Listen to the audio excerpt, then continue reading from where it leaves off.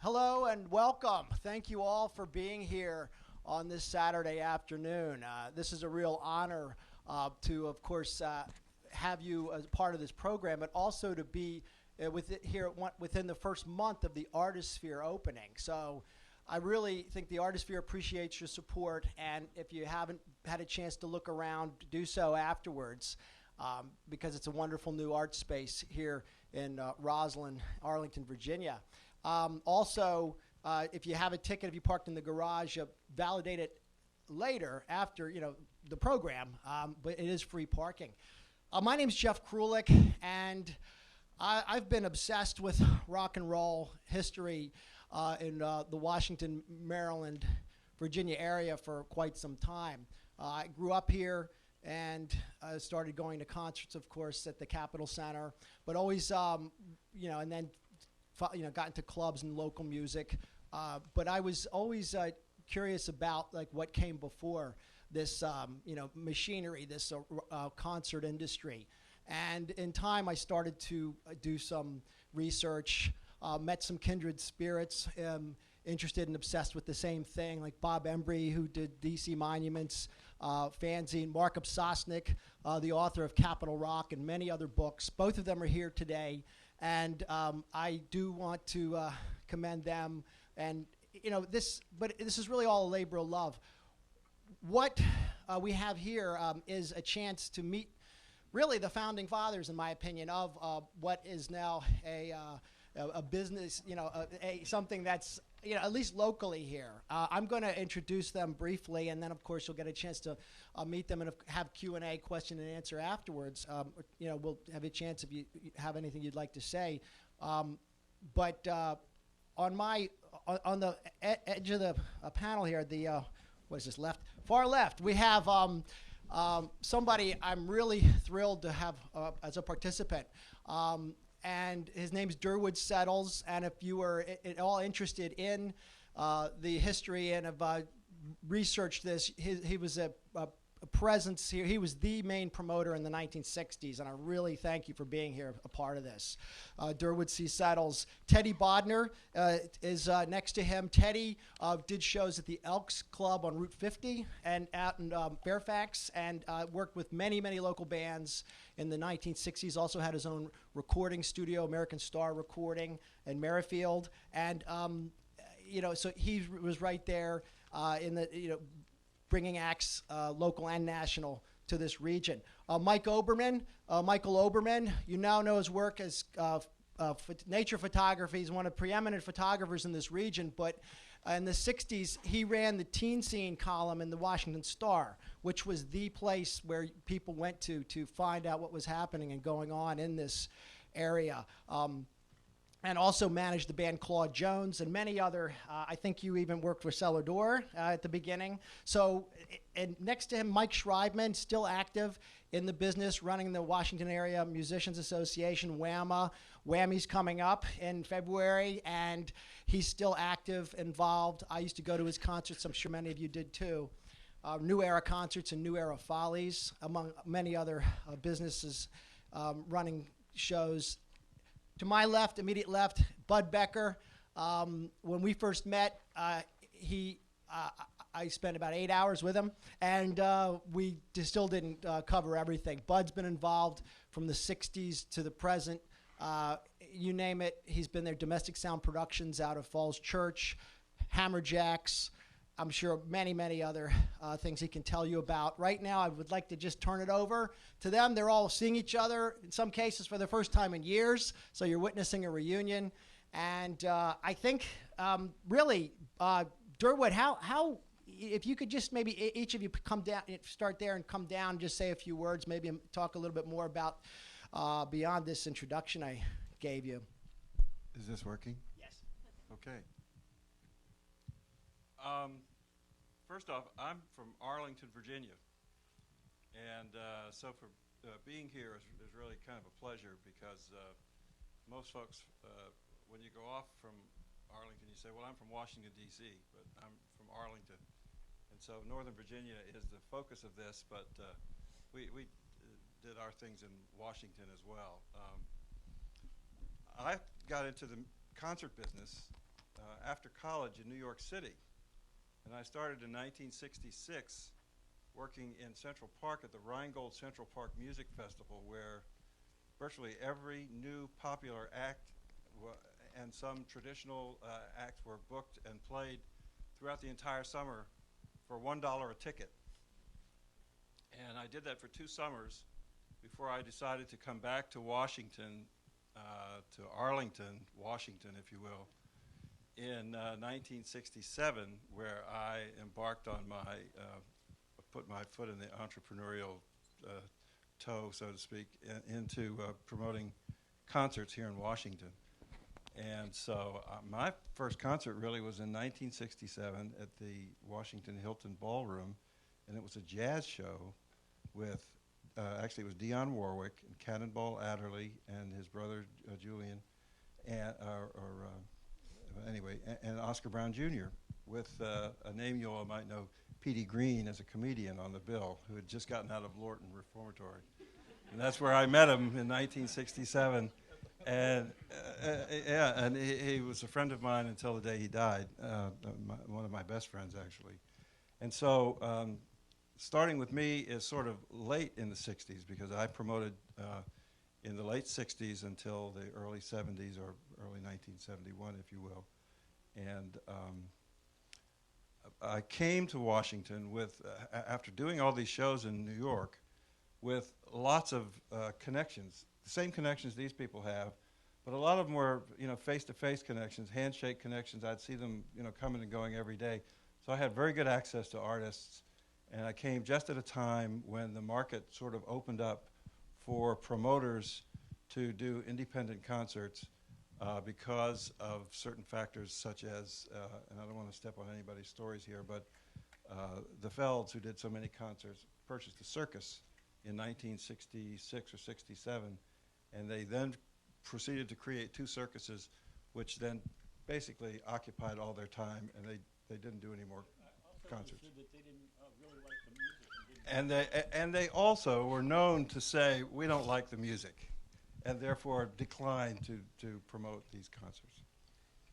These were the Felds, who now own the circus and had Super Attractions, right? Super Attractions, they operated out of the Super Music City stores, and they operated the Carter Barron Amphitheater, and they were the first promoters in Washington, in fact in the United States, to promote the Beatles in concert. They're the ones that you see the Beatles getting off the train at Union Station, and they were greeted there, I'm sure, and escorted to their concert at then Uline Arena. And so they were truly big-time promoters for what it was at that time. I believe they did the Buddy Holly tour, the ill-fated Buddy Holly tour. I did not know that, but I'm not surprised. Yeah. Well, we can talk more Anyway, about yes, many and artists. so we can embellish any of this. I don't want to occupy it all the time. So, Teddy, go ahead. Hi, I'm Ted Bodnar. I started in the music business in 1960. I was only 16 years old.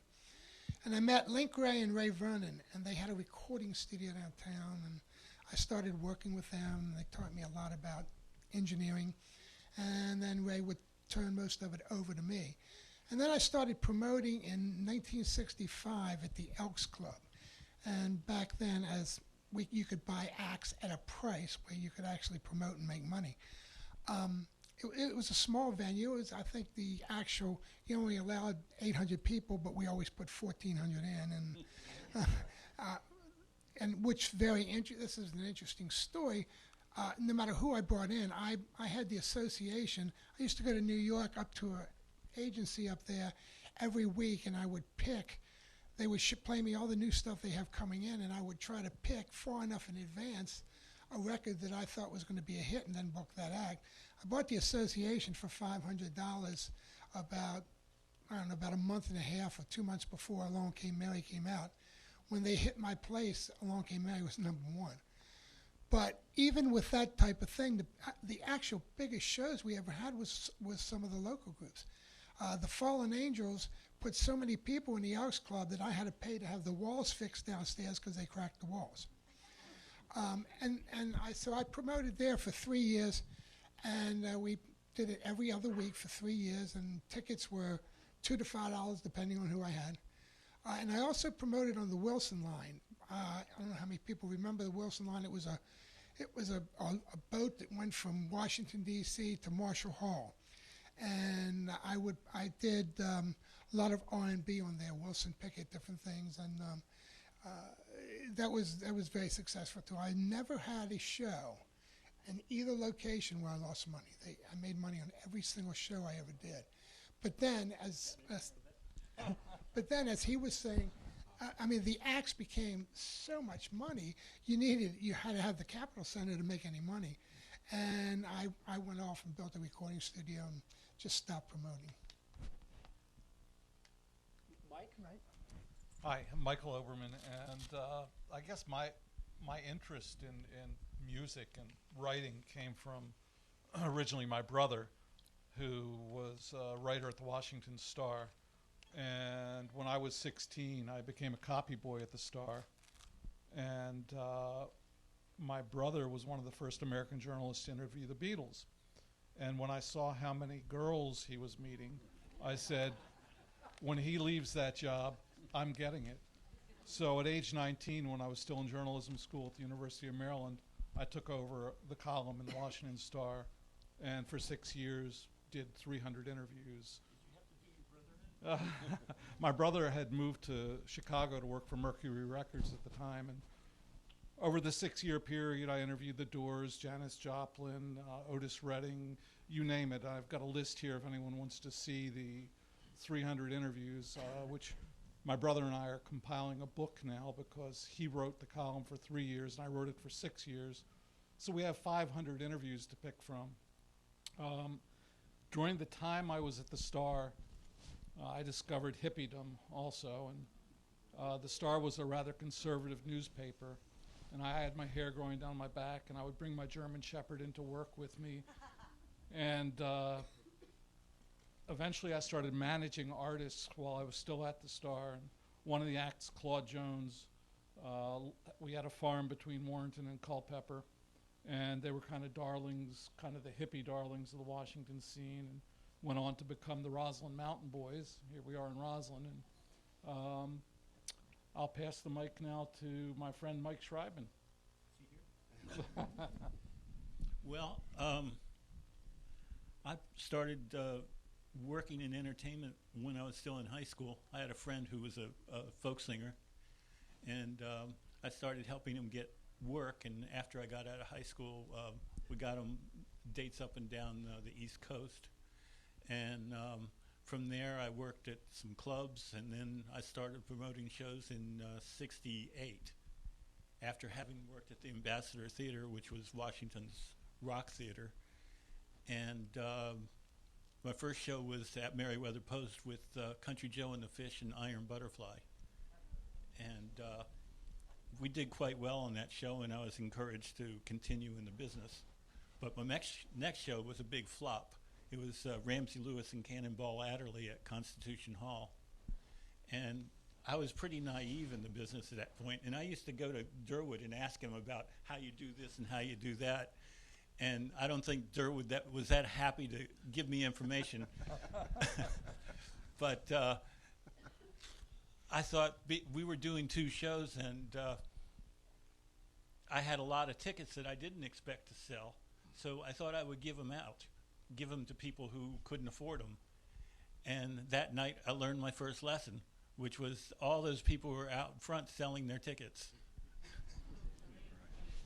And then I continued on in the business, working in other clubs and then promoting concerts till just about the present day.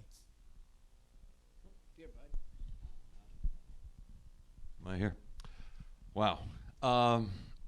My life spans everybody in this room. Feel like I've touched everybody. They've touched me. I'll start, if I will. Let me start with Teddy.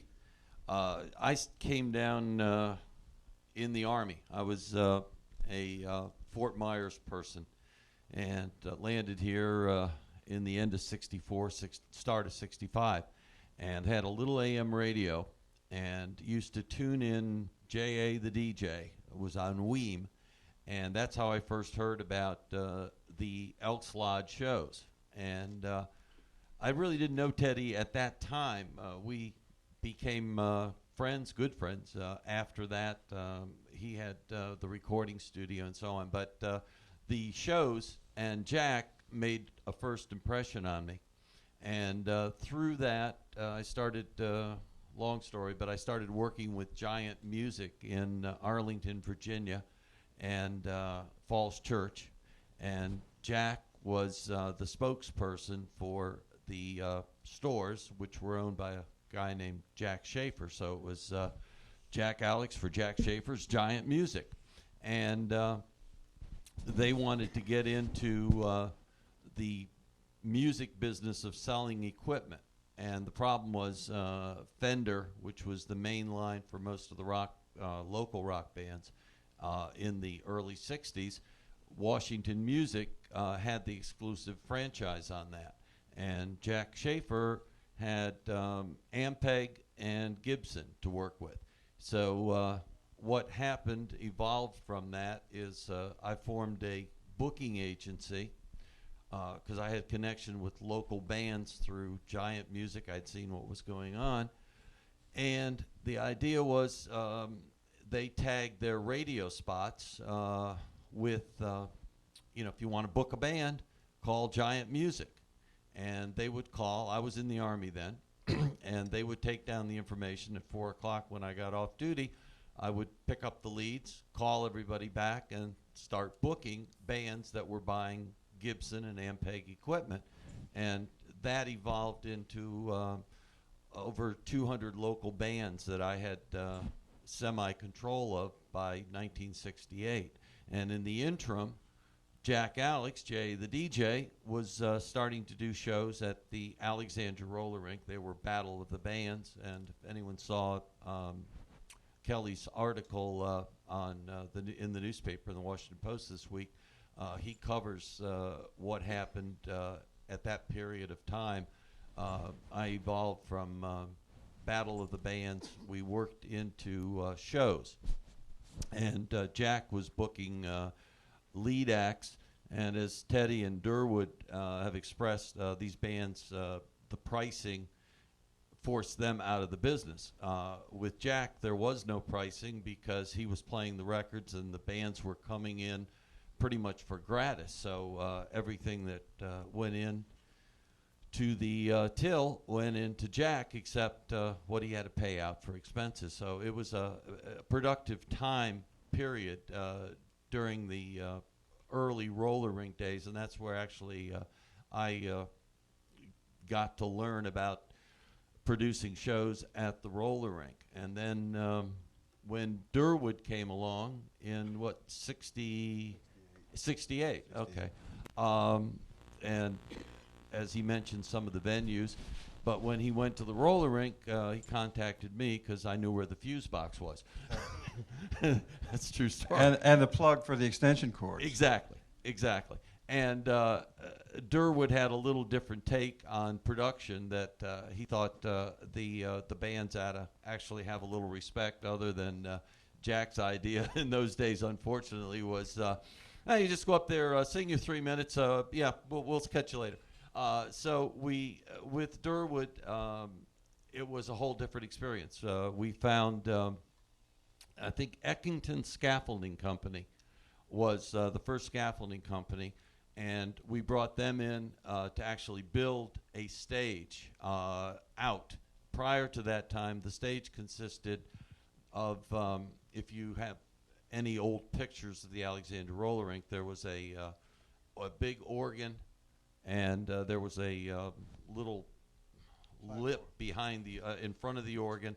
Then there was an area where you could skate, and beyond that skating area was a big bar to keep the skaters in.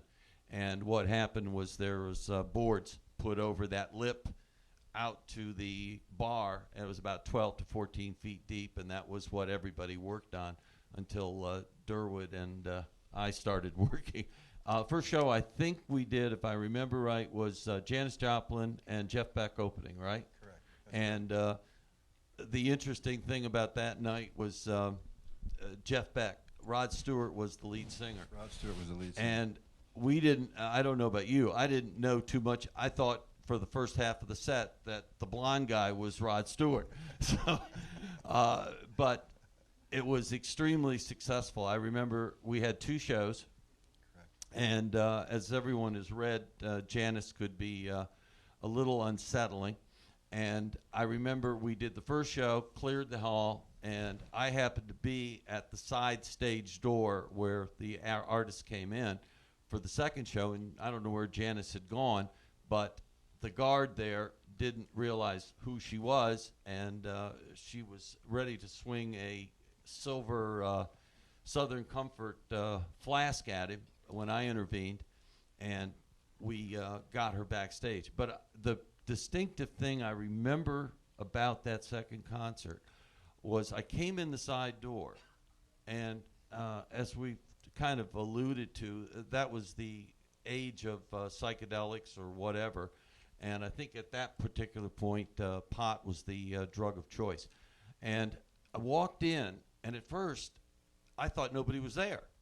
And I looked over, and there was 4,000, almost 4,000 people sitting cross-legged. The lights were down with a little bit of, atmospheric light. And I looked at 4,000 people sitting cross-legged just waiting for that show to start. And it was amazing. And from there, we did. By the way, that was 4,000 people in a facility designed to hold 2,000 people. 20, yeah. In the spirit of Which- Teddy Bodnar. yeah. It was And I'll jump ahead 1 second about that. As we know, Barry Richards and I went on and did shows in there, really successful shows. The Alice Cooper shows, the first, we were the second wave. And as Durwood is pointing out, the reason that came to a startling end, and I don't know, Mike, did you do the article? Barry Richards was interviewed by, I think it's either the Washington Post or the Evening Sun about music after we had, and he made the quote, this is the Fillmore East. What happened was the City Fathers of Alexandria said, what is this? We have a Fillmore East in our neighborhood? And that was the beginning of the end. The fire marshals, who were all working for us, the off-duty police, were all our buddies and working for us, all of a sudden turned on us. And it was capacity. Number one, it was capacity. And I know we had an Alice Cooper show in there and an afternoon and evening. And fortunately, I was ahead of the curve. We had to close the windows down. So the lighting, because Alice had, if you've ever seen his show, there was a lot of special effects. And we covered all of the windows in the roller rink for the 3 o'clock show. And fortunately, I knew enough to get fire retardant material to cover it. But we spent 15 minutes, I remember, with fire marshals trying to close this down and trying to burn this stuff. They had cigarette lighters holding this stuff up. Fortunately, they couldn't get it to burn. But shortly after that, it was the roller rink, the capacities came down so much, and we were paying for acts. So that was the end of that. And, from there, Well, you had. I guess the thing that intrigues me so much about this is that it was like almost the Wild West. I mean, there really weren't that any rules like we know today regarding the concerts. You say people trying to burn down the curtains. Well, that was the fire marshal. But no, this is. Oh no, there was a culture. Yeah. I'm going somewhere with this. There was a culture spawn. No, this always frosted me. Mainly because we were doing this as a business, and while there's a lot of love for what you're doing it for a business, and there's a culture, and I guess it's fair to say it was spawned by the hippie culture, if you will, and I say that with great affection for anybody who fancies himself a hippie, but that the music should be free, that the music belonged to the people. And there were folks who would gather outside the venues and chant, or I don't want to say riot because it wasn't quite that bad, but they would. Wait a minute, Mike want to differ with you on that. Well, I mean, Mike is a friend of the party here, but it was always difficult. It's one reason you had security. Aside from the regular folks who would try to just find their way in for free, there were those who felt that they should be allowed to come in for free just because they felt the music belonged to them. Now, you know, where that comes from, I can't say. But Let me throw in the classic example of that was Mike Schreibman's Who show at Georgetown University, where it was a near riot, and you can talk about that, I'm sure. Well, memories. Well, there was an organization of people who thought the music should be free, and they went as far as to print up tickets for the show and handed them out at colleges all over the area. And that night we had at least a few hundred, maybe more, people who were there demanding to be let in for free. And it was like a battleground. And I remember at the end of the night, our ushers or volunteer security people sitting on the floor all exhausted with broken glass all around them. And it was just, that was the first experience that Sam Lahamadou, who used to be a partner in Cellar Door, had ever had with a concert. well, all of us had probably have had riot experiences of some kind or another, and they get quite dangerous. But some they just kind of dissipate, kind of on their own. But some of them, Durwood, some on of the them are other quite side dangerous. of that, on 3 occasions, I had promoters pull guns on me.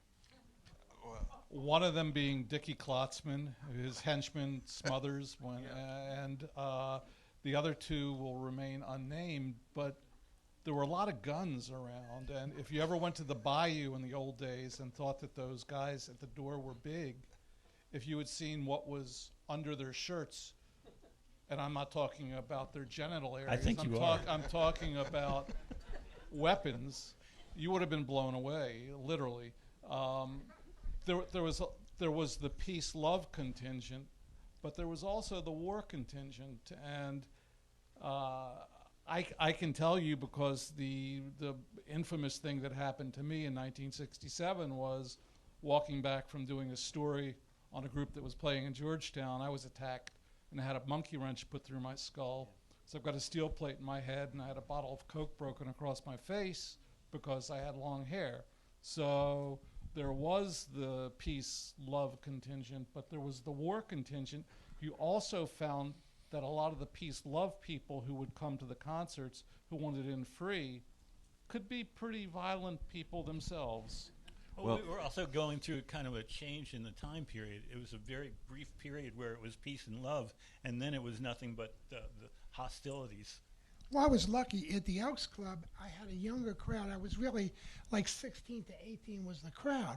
And we had some rules that if you went outside, if you left the club, you couldn't even pay to come back in. And I remember one time we had a motorcycle gang, the Pagans, come there. They were all older. I was at the door, and I said, look, guys, I'll let you come in, but just remember, these were all kids. They came in, they walked around, they looked around, and they went back out. But my problems were on the Wilson line. And when you have problems on the Wilson line, you're out in the middle of the Potomac River. I stopped going on my own shows. I have to was tell you. Go ahead and finish, and then I'll supplement. I had Wilson Pickett, and they all just knew he wasn't going to show. And I'm sitting there taking money at the gate, and I hear them saying, if he doesn't show, we're going to sink this boat. Needless to say, I didn't go and think. But they were taking the fold-up chairs and tossing them overboard and stuff. I just stopped going on the boat. It scared me too bad. When I first came to Washington, after my show at the Hilton, the jazz show, if you will, and Dionne Warwick was a wonderful artist, and it was more pop than jazz, but it was kind of across the board. I was recruited to help Waxy Maxey, who had very good access to Motown artists, and one particular group that was almost impossible to get was the Temptations. You just had to know somebody, and they were as popular as the Supremes almost, and we put them into Uline Arena. So you talk about the peace love group, and you talk about the war people. Then there are your hoodlums. I mean, they're there for nothing but to make a fuss. And we had 6,000 or 7,000 people in the Uline Arena for that concert, and it was a big deal. And it was in the same community that rode the Wilson line for you. And we had security guards who were not up to it, and we were told there were gunshots in the back of the hall. When the shots went off, everybody began to just depart. And they took off and they went down North Capitol Street and they busted in jewelry store windows, et cetera, et cetera. And it got reported on the national news on Huntley Brinkley the next night. So imagine, we were not crawling out of that hole for a long time, but it was quite something. Yeah. Well, with Mike, it reminded me. I used to say when I'm watching his shows sometimes, I says, you know, if it weren't for bad luck, the guy would have no luck. So he's right. I remember the tickets. They were duplicating the tickets. They were actually Xeroxing the tickets for the copies, and what it was obvious that they were right. copies. But what that forced us to do, the result of that when I did shows, is I had National Ticket Company, which was printing all the hard tickets. If they had, in fact, Debbie has sold some online. Jethro Tull, I think, one of them. Yellow ticket, but then it had a red overstripe. They had to do a second printing. So if you had a Jethro Tull ticket, it had to be yellow and with a red stripe. And there was no way, nothing, in those days, nobody was sophisticated enough to cover that. So by Mike, I learned that. The second thing I learned, I didn't know about the Who show, but didn't you do at Catholic University, the Mountain? And yeah, okay. I went over, we were just getting ready to start our first show at the roller rink, which was the Black Sabbath and Humble Pie opening. So I wanted to see what was going on, and I heard this and that. I went over to Catholic U, and I'm watching, and Mike running a good show, except, like you said, the congregants outside. And I'm watching, and there's a guy gets this group of guys, we're going to free the concerts, we're going to break in, so on and so forth. And he gets those people to lift a telephone pole and batter in. Do you remember the telephone pole going into the side exit? They freed the concert that night. And what happened was the result of that, when we did our first roller rink show, I went out and hired canine dogs. And I had canine dogs on every single landing. So what was really going on here is you had a few people that were inciting the congregants to bust in. And when they started to go up the stairs, all of a sudden, it wasn't, as Durwood says, an inexperienced security guard up there. It was a canine smiling down at them, and no problems. But I learned that from watching a telephone pole being lifted at your show at Catholic U. But Mike, you were actually, these were just, minor setbacks, I imagine, because you still stayed in the game. But talk about, I guess, I wasn't too bright. but you actually, the whole idea, and I guess Durwood and everybody else can contribute as well. You basically had the halls. Nowadays, we know where the concerts take place, and everything's pretty locked down. But back then, you had to basically shoehorn them in anywhere. Or in the case of Merriweather, I'm sure rock and roll wasn't on the agenda when they built the place, and so it just to go the ballrooms. Jeff, I get to claim credit for putting the first popular rock and roll concert in Merriweather Post Pavilion. Mike followed me, obviously, but we put Tiny Tim and Vanilla Fudge in Merriweather Post Pavilion that was built to be the summer home for the Washington National Symphony Orchestra. And I went out there and met with the guy who was running the place, a really nice fellow, and he had ties to the Boston Symphony Orchestra. His girlfriend was Paul Whiting's daughter or something like that. And I basically told him, you guys are not going to make any money if you don't put popular music in here. And Tiny Tim was fairly benign. Tiny Tim was a guy on a ukulele. So Can you imagine a guy having the guts to book Tiny Tim? Well, it was happening. It was a happening thing. Because the follow-on was Jimi Hendrix at the Merriweather Post Pavilion, and that was a big deal. It closed in a teeming thunderstorm.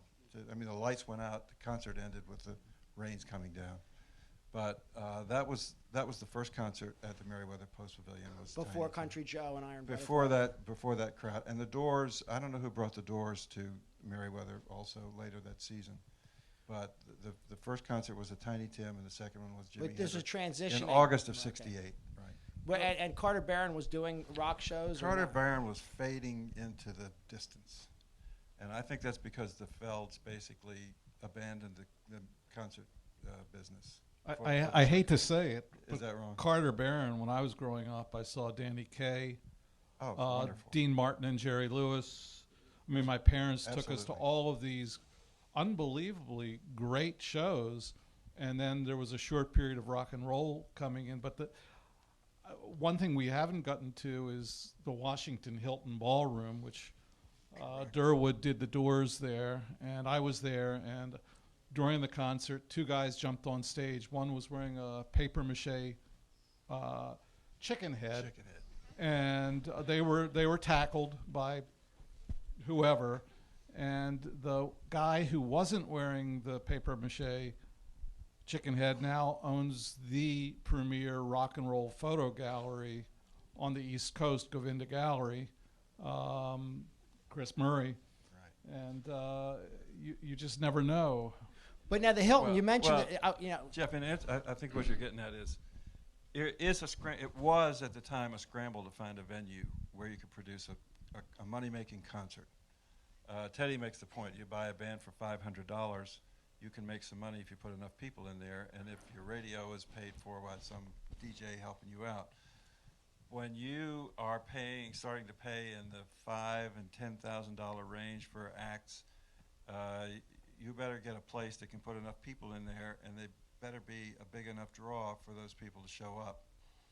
And so when I came to Washington and back to Arlington from New York, it was just beginning to ratchet up. The acts that were $500 were becoming $1,500 and $2,000 and $2,500.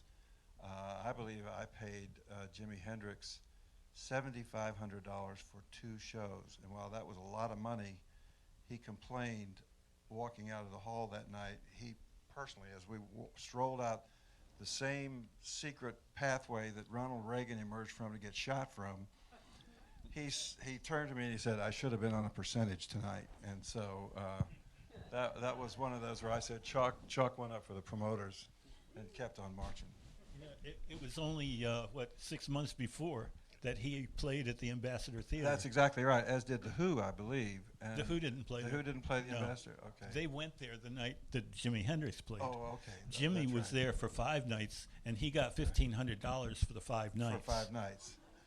So for me, 6 months later, he got $7,500 for 2 shows on one day, and that was a flat. If he'd been on a percentage, he'd have probably doubled his money. To me, the beginning of the end of independent promoters, because I did spend a year working for Jack Boyle. When I left the Washington Star, I went to work for Warner Electric Atlantic Corporation, which was the distribution arm for Warner Brothers Electric and Atlantic Records. Hated working for record companies. Jack Boyle hired me as his assistant. One day Jack said, "You know, some of the acts I've got here, like Gordon Lightfoot, we're filling the place 6 nights a week. Why don't we do them one night in a concert hall?" So Jack's first concert was Gordon Lightfoot Constitution Hall. And then Cellar Door grew and grew and grew into this monolithic organism, eventually getting the exclusive contract when the Capitol Center was built. I remember Jack tossed me the keys to his Mercedes, said, "Deliver this to Abe Poland." And it was a contract that barred anyone else from using the Capitol Center for music without going through Jack Boyle and Cellar Door Productions. And to me, that was really the death knell of independent promotion. And, when I think now about a major concert being $200 for a good seat as opposed to $5 in those days, I don't think inflation and salaries have ratcheted up that much. It's greed and corporate America taking over the music industry, and I'm glad I'm not in it any longer. Well, except the market supports it, Michael. Well, I had the same experience with the House Lodge when I wouldn't throw my first show until I had a meeting with all the people there, and I had the exclusive on it that no one besides myself could ever throw a rock and roll show at the House, because I was afraid I'd put the first show in and they'd take it over themselves.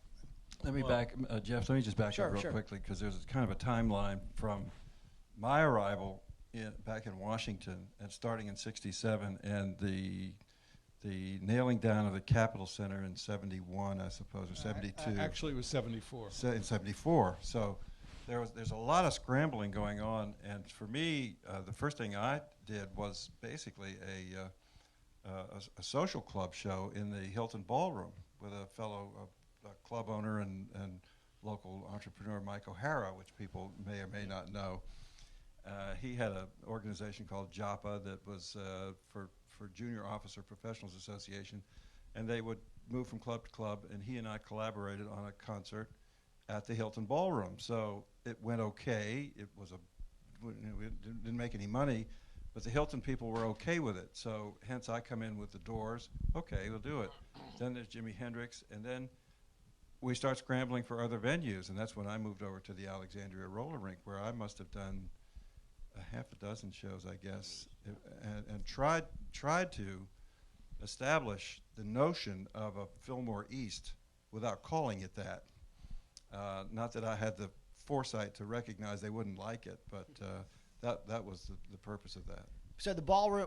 So the hotels were Hotel- venues. Right. The hotel ballrooms were venues for largest crowds to be able to attend these concerts. And they were with Jefferson Airplane in there, or was that? Jefferson Airplane was in the Sheraton Park Hotel.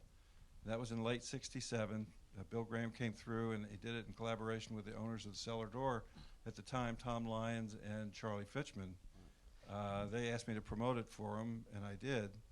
And then the Hilton Ballroom, and then there was another facility. Then, of course, there was Uline Arena, but mostly those were rhythm and blues shows. I mean, the Temptations were Now, was Jack Alex involved with that show, The Airplane? Is that the one with the? No. Where I was take the it one? back. He was There the, was he was the excuse me, yeah, we talked about it. Here was the MC. Can I fill in some holes Absolutely, here? please. Okay. Let's go back to Cellar Door and Jack Boyle. Now, what happened there was you have to back up to Charlie Fitchman and Tom Lyons, who owned Cellar Door nightclub, and it was actually a concert venue before Jack got it. Jack, if I remember, Jack had the Crazy Horse. Wasn't he down at the Crazy Horse? The Crazy Jack Horse had and Max, And Crazy Max. Horse, and Right. A couple He of was a other bar. clubs. He was a barman personally. Now, when you can correct me if I'm wrong, but from my understanding of everything, when Charlie Fitchman got tired, and he did get tired, and decided to move out on his yacht on the 3 mile limit, and sold the club to Jack, what he also sold him was a stack of contracts that Charlie had first play. He was one of the first people to put in a contract. If he played them, he had a return option on the contract. So when Jack took over, and were you there when Richard Pryor played the first time?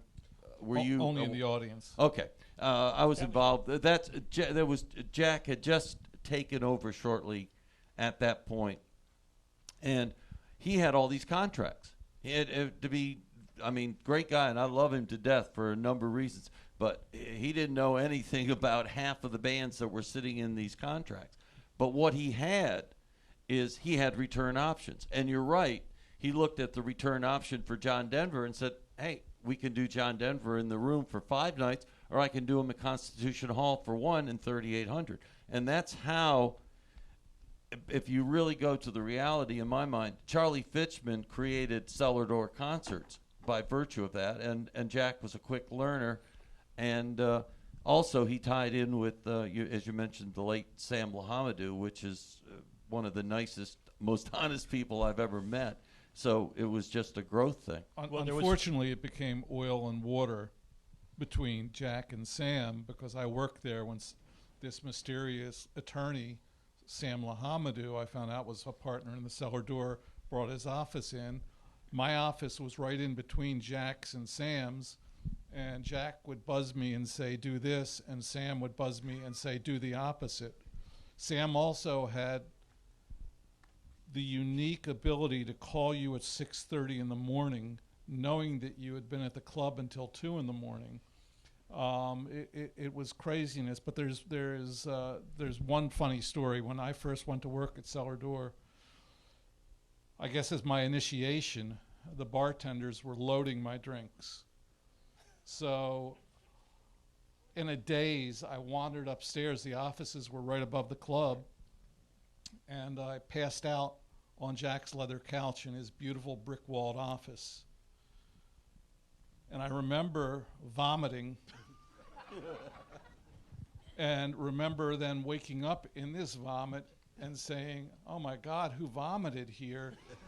And I went into Sam Lahamadu's office and fell asleep on his couch.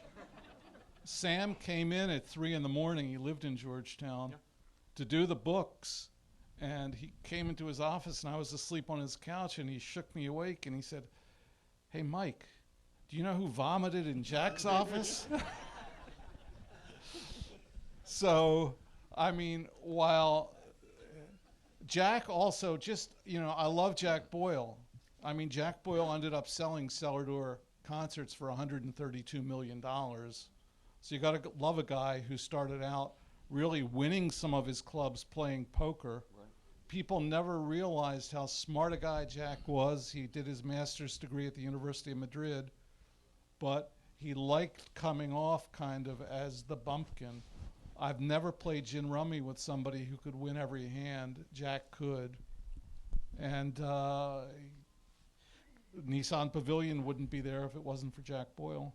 So he has another, obviously, a important name in the business. I think one thing, going back to the roller rink and some of the shows there, the one thing that I was intrigued with when I learned was when the Doors played. It was they were on, had played earlier in the day in Annapolis at the Armory, but they were literally on a bill with, it was like, how many other local bands? It was like a battle of the bands, and then the Doors. And so, can you talk? Who was putting on? You put on that show. This predates me. This predates me at the Alexandria Roller. Right. This was my learning curve. It was Kirby Scott. Was the DJ and YRE. I think he was YRE at that time. He was during Annapolis, and he had, like everybody has said, if you could find 4 walls and figure out a stage, you had a venue. I mean, Barry Richards and I did, I think, every church from Arlington to Vienna, Church of the Holy Comforter, St. Albans, St. Patrick's, Our Lady Queen of Peace Church. These were the local bands? These were churches. Okay. These were churches. We would just go in, and then, because I'm I know that. here. I know they're not bad. But No. But you were taking local bands in there, right? No. What we did, and this goes after Jack Alex, and I'll answer your question about the battle, but really I need to go back to one other thing. The battles, I got involved with Jack Alex and Jack Schaefer's, and we started these local bands, and I was starting to book them.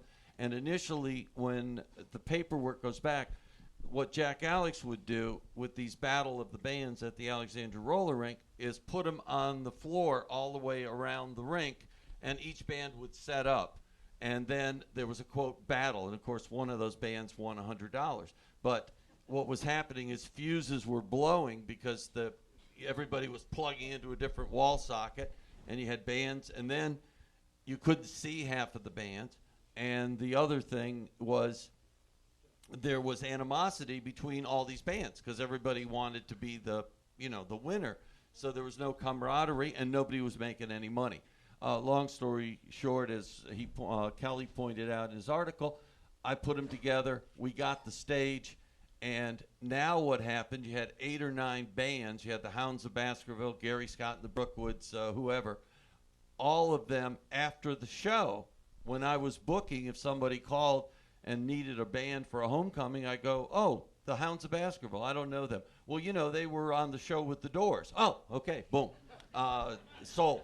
And we had 12 bands that were all on the show with the Doors, and the Doors started that night at the Armory, National Guard Armory in Annapolis for Kirby. So we needed something, obviously, to keep everybody going till the Doors got there. So we had 8 or 10 local bands, and this was Thanksgiving Eve. We always did the night before. And so we kept them playing, and then a guy named Nelson who worked for me, I never forgot, he had a Corvair, and he put the guys in the Corvair in Annapolis, drove them to the Alexander Roller Rink with a stop for Jim Morrison at a liquor store on that, whatever that route was, to get a 6-pack of Bud. He couldn't go any further, and came in to the roller rink, and we put him on. He did a show, and he did. In fact, we still got the interview somewhere. Speedy Reno, who was writing the columns, she got an interview backstage with Jim Morrison after that. But that was the whole concept of a lot of these shows, was the local bands. We put the local bands to fill the night, and for Domestic Sound Productions, my thing, it was a tool that I could take 14 bands, stick them on a Neil Diamond show or stick them on a Yardbird show, and claim the next day that they were all headlining, and that's how it went. Now, we talk. Oh, listen. Well, that's the thing. I have the poster here for one of the Yardbirds. I mean, a copy that Bob Embry had. He's got several copies as well. He brought with him, but there's multiple bands on the bill. That's it. In fact, the Yardbirds were unhappy. The thing about the Yardbird show was the bass player, whoever was playing bass at that time, was real unhappy with the amp, and at that time we had talked Giant Music into supplying some of the backline, because I had everybody on stage. And I can still remember him shoving a guitar through the speaker of the amp after it was over. Jack wasn't happy about that. Well, Bud and I were talking the other day about one of the battles of the bands, and you talk about venues. Can you imagine having a show now in an upstairs of the Stafford Cafeteria? What was the cafeteria called? Oh, Stafford's Cafeteria? Yeah, it was like upstairs. You know, I mean, if you had a fight there, people were going to be rolling down steps. It was really... And yeah. I don't know if anybody ever got paid for winning or not there, but yeah, I think I forgot who did the show. But here's what I wanted to bring up: when you were talking about how Jimi Hendrix did the Ambassador 1500, so on, so what you have to look at in the overall scope is what was happening in radio. 1968, right? My focus point is Martin Luther King getting shot because Barry was on WUST screaming "Boss with the hot sauce," and the next minute he was on the street with people stoning him his car to get out of the city. It all changed, and what happened then is this music, Jefferson Airplane, Jimi Hendrix. It was a hip thing. It was out of California. There was an FM station that was playing this stuff out of California, and that's where it was kind of sweeping forward. And it was, in actuality, before the switchover, FM used to mean "find me, Jack," because nobody knew an FM station. Somebody's got it. But WHMC, when Barry went on WHMC, that was an AM. It was a 500-watt AM station. But he started playing. He was playing Jimi Hendrix. He was playing the Doors. He was playing Sir Lord Baltimore. Thank God. And Rare Earth. He got a gold record for Rare Earth. He broke Rare Earth on a 500-watt station. And Jack Alex went to WEEL Wheel out in Fairfax, Virginia, and he went on nighttime with the Heavyhead Underground whatever, and from there. HMC, or not HMC, WHFS was Bethesda, and what was the college station that were the George? Yeah, GTB. Yeah, was that FM or that was FM, wasn't it? Well, the radio stations began to be called underground radio. Underground, yes. And they were all on heavy-head leaders. They were on FM stations, and there were two things about it. One was that the signals were really good, and they broadcast in stereo.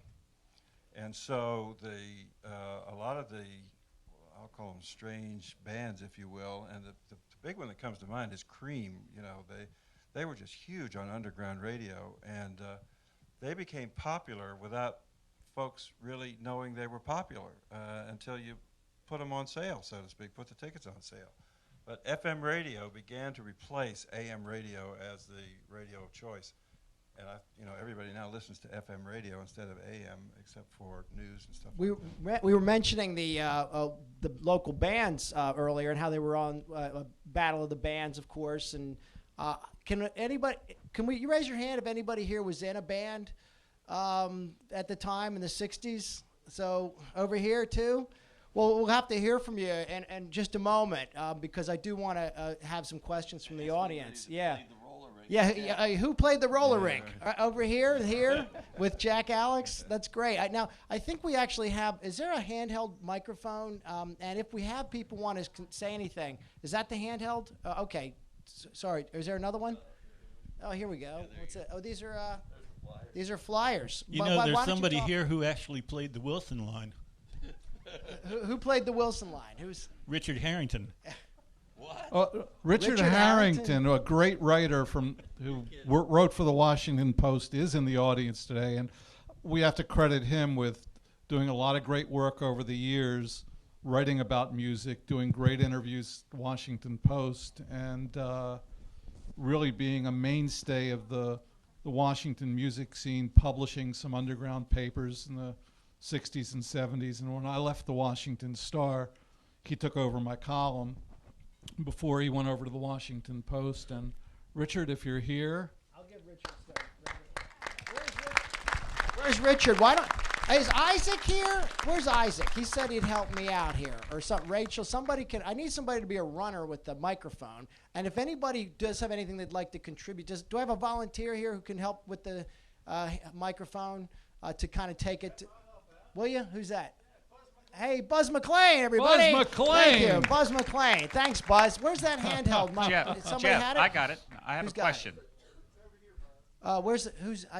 Now, whoever's talking, I would ask one thing, since we are taping this and you wouldn't mind. Can you come to the end of the row? Is that possible? Would somebody be, if it's convenient, if not, but if you could come up so we could see you, because we can't see. The lights are kind of bright. There we go. Brian Knapp. Brian. Jeff, good seeing Brian. you. Couple questions real quick. Bud, this is kind of directed to you. I was working at Hammerjacks back from 1979 to 1985 back in the day, and I know that you worked with Louis Pacipio and Jackie Dorfler, and when the concert hall, I think, opened in 1982 or 3, I was actually in Courtyard 2 to face the stage, but I believe Eddie Money opened that venue, that new concert hall, and then we had a lot of bands like Guns N' Roses and Deep Purple played there sometimes, and Ted Nugent and Gary Moore. I know you booked a lot of the groups there with Louie and Jackie, and would like to get your comment there. Number 2, second question, talking about this early days of promoting, and I'm a big Led Zeppelin collector, and kind of, through the grapevine, Peter Grant has kind of been known that he kind of changed the way promoting happened. I mean, where the artist would take 10% of the gate, he turned the business around in the early 70s, kind of taking 90% of the gate. And I didn't know if you had a comment and if you think he might have been the one to turn that type of. Yes. The first I heard of that, turning around 90-10 to 10-90 happened over time. But the first I heard about pricing was when Robert Stigwood, who was manager for Cream, and I remember sitting in the box office with him in the Baltimore Civic Center, and his remark to me about looking at the manifest for the tickets as we were settling up, he says, "Oh, you had a $10 ticket here," which was kind of unheard of in 1969 to go as high as $10. And we began to hear prices, flat, the guaranteed prices for a band like the Bee Gees at $35,000 a concert. And this is after we're used to paying maybe $5,000 and $7,000, and you're saying to yourself, well, where am I going to take these folks where I can cover $35,000 plus the hall, plus the advertising, plus the services? And then you have to start asking yourself, can you sell enough tickets to cover this? Not forget about the size of the hall. Can you sell? And I didn't believe in the Bee Gees at the time, so I was kind of incredulous to hear that. And then the percentages began to creep up. I mean, we used to settle on 50-50 deals, which was a classic wholesale retail margin. If you buy a thing for something to mark it up twice and sell it in a store, that's a classic wholesale retail formula. But they would creep up to 60%, 70%, 80%, and now I think the deals are they pay the promoters a flat fee and take everything after expenses. So I mean, it's simple as that. Well, Did that answer your question, Brian? I collect, posters and rock and roll memorabilia, and just to ask you all, what posters, and did you have a specific artist that kind of did special promotion for you back in the day, the Alexander or Oh, yeah. back then? Yeah, I have to talk to that. But anything on Hammerjacks would be appreciated. after Durwood's finished, I'll be glad to address that. I'll be And if you have the I guess the next, if anybody else wants a microphone, and if you can come to the light on it'd be help us out for the recording. Thanks, Brian. There was a concept that worked there because I had heard that Bill Graham in California was doing quite well with Dayglow posters, and that he was selling posters as well as tickets. And so I found a guy out in Silver Spring who was a pretty good designer, and I'd take him publicity photos and album covers, and I'd say, well, let's create a poster and put it in Dayglow paint. So we had, because of black light and whatever folks did to get the sensation of using black light and Dayglow paint, you can imagine whatever that might have been, and lava lamps and things of that nature. But so I tried to create posters, and I can remember in the lobby of the Jimi Hendrix concert, this was basically a mom and pop operation. We had a table set up to sell posters, but nobody to sell them. So I had family people, finally step to the back of the table and try to sell posters. Well, it was a mixed bag at that time. You didn't sell all that many, and to shorten the story, after I left the business, I had stacks and stacks of printed posters that had been made both for distribution but for potential sale. And we had tried to sell them on the radio with Barry, by the way, Barry Richards. And there came a time when you say, well, how much of these this stack of 500 pounds of paper sitting up in your attic can you keep around? So we put them out on the sidewalk, and the trash people picked them up and took them. I learned later that one of those posters, and I guess the guy who created them sells these, he met some people from Connecticut in Penn Station in New York and sold a Doors poster and a Jimi Hendrix poster for, I believe he said they were $1,300 each. So that's my experience with posters. Well, a day late and $1 short. Okay. I had gone up to the Rock and Roll Hall of Fame in Cleveland. They had leased part of my collection of memorabilia to photograph for their archives, and they flew me up, and I met with the CEO of the Rock Hall of Fame, who had been the CEO of Marvel Comics, and he happens to be one of the biggest collectors of posters in the United States. And if you remember the old rhythm and blues shows, the boxing style posters, they were, they weren't real fancy or anything, and they were tacked up to telephone poles. They're paying $8, $10, $12, $15,000 for one of those now. So, we all have those stories about the comic books or the Yankees, the Mickey Mantle rookie card that our parents threw out. It's the same with rock and roll posters. If Durwood had sat on those 500 or 5,000 or however many, the price of those posters might not be so high. Yeah, but who knew? I had 110 different posters from the scene in New York, and anybody who ever showcased groups would usually take it to the scene. I'd found I didn't. They weren't worth anything. I threw them all away. Yeah. Well, I had a Go ahead. I had a large collection that I carried around from apartment to apartment and house to house. And one day I decided I would just thin out the collection and kept maybe 10 or 20 of each poster. But and now I have hardly anything left because I gave away a lot. And but now people want them. I had a Led Zeppelin Who poster that one guy was willing to give me 10 grand for. Did you take it?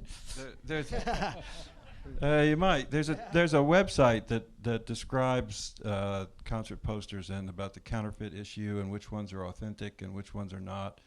And I mean, I can vouch for a handful of authentic ones that I know are in existence of my concerts, and I think there must be a half a dozen of them. It's Doors, it's Janis Joplin, it's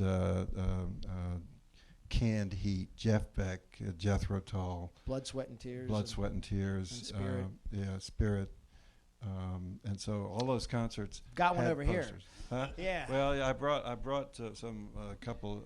These are examples of them. If you Well, want to see I'll bring it up. That's I'll come fine. get, Yeah, we'll yeah. get those. We'll have a chance afterwards too. We've all got some things to kind of show, and also we'll have some slides that we can show too. And if you and even believe it or not, Tim Pace, who was the man behind the light show out in the lobby, and who still does light shows, psychedelic light shows. He filmed Alice Cooper at the Alexandria Roller Rink.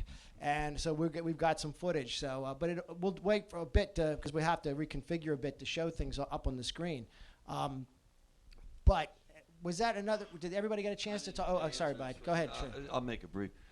First off, simple thing with we did flyers. We didn't do posters, and I had a guy, John Chase, who was actually the drummer in the Incredible Fog. They were a band out of McLean. And he did all of my flyers for every show that I did. And Debbie, my wife, is over there somewhere. She has St. Luna's Emporium. She's put them up for sale as memorabilia on eBay. And they're not really unique because they are flyers. So you just, there's no original to it. But people have had interest in them, and historically that's the way we did it. Now, to answer your question on Hammerjacks, you mentioned Jackie Dorfler, I believe. Oh, wherever you are. Where's you, Brian? Okay. All right, here's the thing. Hammerjacks, I came into Hammerjacks in 1987. When I came in the door, the reason they hired me was they were $100,000 in the red and sinking fast, and it was total chaos. To give you an idea of the chaos, I was at a place called Coast to Coast booking against them during this previous time period. And they didn't, the Eddie money, yeah, that was the first show they did. If I say overpaid, that would be a minor quote, but I'll give you an example. Fellow that was at Phil Ernst was at an agency called ATI, and was a good friend, as we'll all agree, as agents can be. Let's say he was a good associate. And I had a band of his that I wanted to buy, and I put a bid for $2,500 in. And we were doing a lot of business. And he called me back, and he said, hey, listen, man, Hammerjacks, I just heard from Jackie and Louie, and they're willing to pay more money than you are. I said, well, how much are you thinking of charging them? And he said, I'm going to go for $5,000. I said, $5,000? I said, hell, ask them for 10. They'll pay it. He said, you think so? I said, absolutely. They paid $10,000 for this act, which was worth about $2,000. He called me back. He said, I owe you one. I said, okay. That was what was going on. To give you an example, by the time I walked in the door, Jackie was gone. Louis was to the side, and I wound up cleaning up the mess. They had totally alienated every record company. 98 Rock wouldn't accept any engagements with them, and that's where I picked it up. And then, as you may know, a year and a half later, their gross liquor sales, according to the Baltimore Beverage Journal, was $3.2 million. The following year, $3.8 million. The following year, $5.2 million. And I don't think anyone would argue about my contribution to that. Okay? How much of that were you drinking? Actually, my contract said I did not have to be in the club at night. I was only in there, I think, 4 times over 7 years. We have a question right here, and then we'll bring it over here. to my right. Sir? Just want to make sure this is on. Bud, I want to say hello, Charlie Tomke. Hey, Charlie, how are you? Good. My question, though, is for Teddy. Did you book the Elks or promote the Elks Lodge on Route 50 in Fairfax? Yes, I did. I was one of the policemen that worked there. Oh, really? And that's what got me into the music business. And in 1978, I was tour manager for Exile, Kiss You All Over. And that's one of the reasons we never had any problems there, because I'll tell you, you remember I when only the hired 5 Fairfax County police at every show. I was there every one. Because remember when the Vanilla Fudge played there? Yes. They did a 7:30 and a 10:30 set. And one policeman was asked to go on stage, and I did. And I stood next to Mark Stein, and he laid on the keyboard and began You Keep Me Hanging On. And I never forget that whole explosive nature of that whole show. But then 10 years later, I met him with Dave Mason. And I asked him, do you remember the Elks Lodge on 50? He looked at me like I was crazy. But I do want to thank you for getting me out of the police department into the music business. And we were competitors once, and I hope good friends. Oh, absolutely. Well, you know, the chief sent me a letter that we had because of the amount of people we put in there and never had a problem. So I guess that's thanks to you and whoever else was there at the time. Bo Schroeder, any of them. There you go. Over here, I believe. As they say on talk radio, a comment and a question. I recognize that. That's Richard Harrington, everybody. Yeah. Anyways, you know, that Led Zeppelin Who poster is particularly valuable because it's the only show that they ever played together. So that's why the value on that. And just a note from Mike and New Era Follies, New Era Concerts, they were known for the posters that they did. I still have a bunch of them framed on my wall. But they hired a lot of the great artists in D.C. in the same way that Bill Graham did and Chet Helms did in San Francisco. It was a very different style, but they worked with local artists, and a lot of those things really hold up as very, very classy representations of the music scene at the time. The question that comes out of a comment is a lot of you all arrived in the late 60s, and it wasn't so much the Wild West as it was, open country. And I think a lot changed as the 60s evolved into the 70s. And you can put the blame on corporate America, and you can put the blame on various other people, but you also have to put, I think, the blame on the artists. You have very few artists like Ian Mackay, who's sitting there in the front row, who became the model of fair populist pricing for tickets. And that was incredibly rare and remains incredibly rare. But I guess the question is, did you find in that time what I always thought was that everything was extremely localized? Maryland people didn't go over to Virginia. D.C. people didn't go out to either Maryland or Virginia. That you were working to sort of your fellow statesmen, even if you were working in other places. Like, Bud, if you did shows in Baltimore, you got Maryland people, but you never got Virginia people. It was before the era of people traveling to concerts. I'm wondering what you all might think of that particular aspect of it. Well, let me throw in one thing about the way groups cause tickets to go up. Because when I was working in Cellar Door, we were doing the Grateful Dead at the Capitol Center, and I was the guy who had to read the riders to the contracts. The basic contract was just a page or two. The rider could be 30 or 40 pages, and you would. You won't believe this, but in the Grateful Dead's contract, it called for, this is for their road crew of about 90 people, filet mignon and lobster on fine china for lunch the day of the setup. So it was who can outdo the next act for a long time, especially in the early 70s. And the Grateful Dead thing just blew my mind. Can I tell you, in 1969, my friend in New York and I would sometimes, it was like we would collaborate. He would have a show in New York and I'd have it in Washington. We had a show in Baltimore.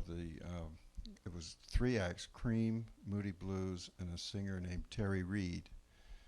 Terry Reid was managed by Peter Grant, who was Led Zeppelin's manager and is legendary in the business. He was a decent guy. He's a rotund kind of guy, and a Brit through and through. And my friend and I spawned this strange idea he in New York and I in Baltimore would go across the street to the Kentucky Fried Chicken and get a bucket of chicken and put it in the dressing room for these guys to come in. And I will never forget Peter Grant sitting there chewing on a drumstick saying, "You and your mate, you really know how to take care of us, don't you?"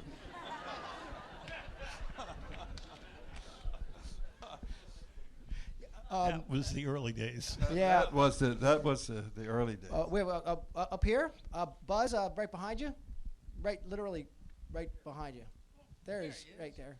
Is The that voice, the part-time voice of the Washington Nationals, Phil Wood. Hey, Well, thank you. hey, Phil. Well, I had in fact, this is Bruce Thomas. He and I played in a band called the Brotherhood back in the 60s, and we played for Bud Becker at a number of places, and we played the Elks Lodge several times. But the door show at the roller rink, which in the Battle of the Bands, it was on a Friday night.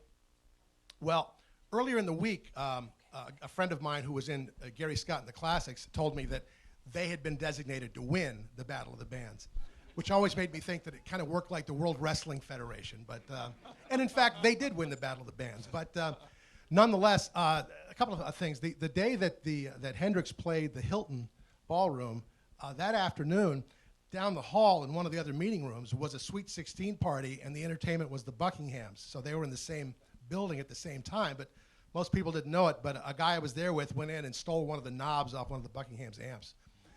But the day that Hendrix played the Ambassador that Sunday, earlier the Who had played Constitution Hall, but most people don't remember the Who was opening for Herman's Hermits that night.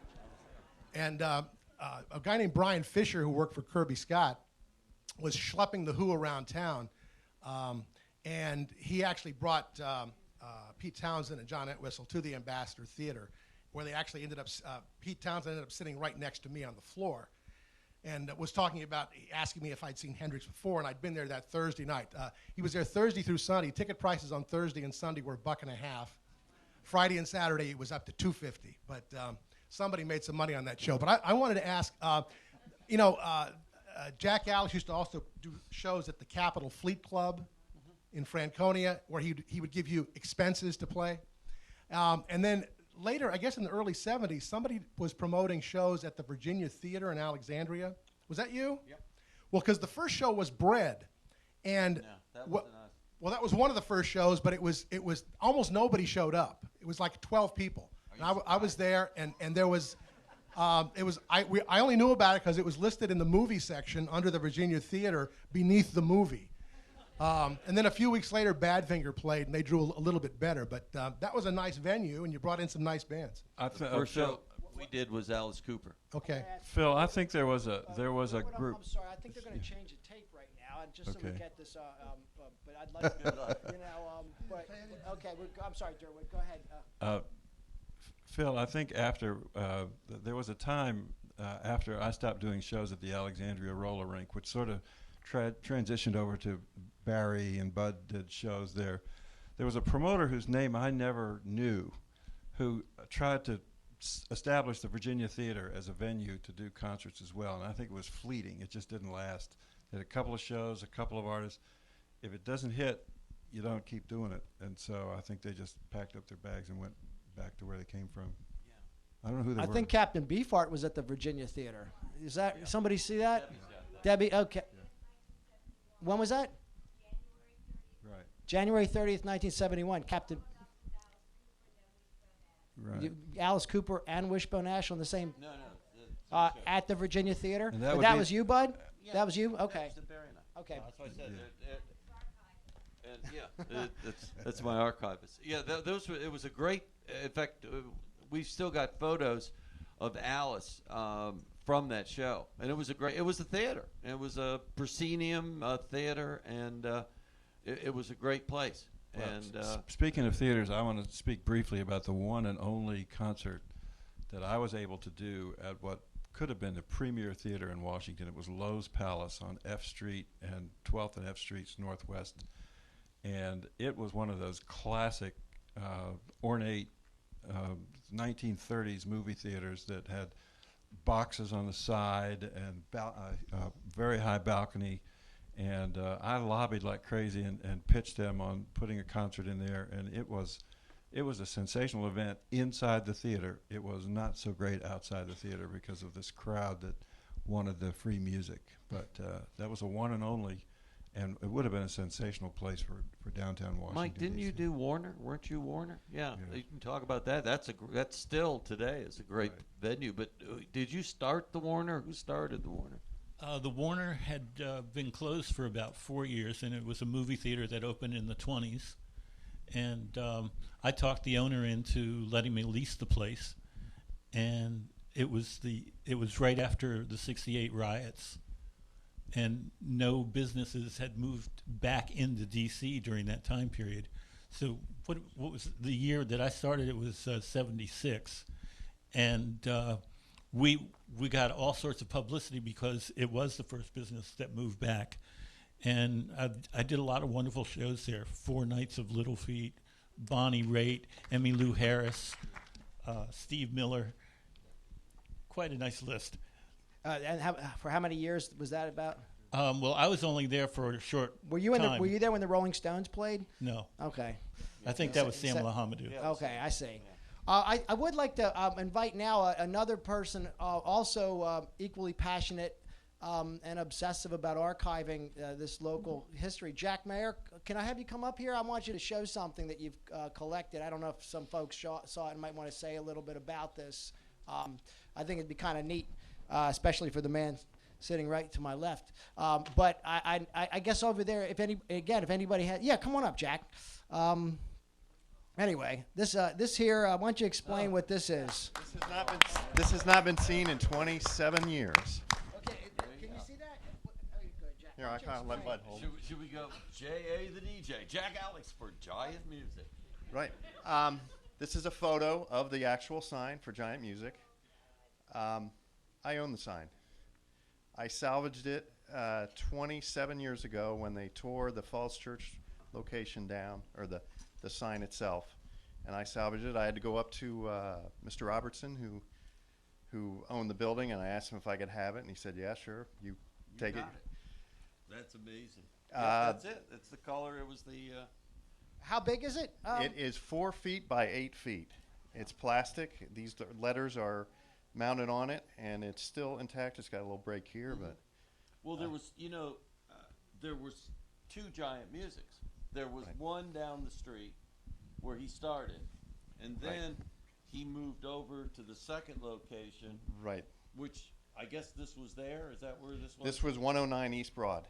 I guess that was the second location. Second location. Okay, because that's when they decided to get into the band booking, the band instrument business. First they got in, and after I got involved and we started the booking, then they also, on Washington Street, they opened Sound Center. Right. So, but yeah, this is I guess it's the original. I don't know if it was on the old. It looks like it might have been on the old store by the size. It might have been. Yeah. The colors are unique. It's the whole situation was always unique. So it still does exist, and it will. There you go. It will be a part of our history. It has outlasted everyone who was involved with it, perhaps except for you and me, maybe. Huh? Oh, there. Oh, I'm sorry. Yeah, I guess. Well, Jack's also. You've been chronicling this. I mean, you got a list of every band that played the Falls Church Community Center. I did that by looking through the Washington Star-Teen section, some of the local papers, Northern Virginia Sun, few word of mouth, and I've got a list of all the bands that played there, and there were some big ones. Yeah.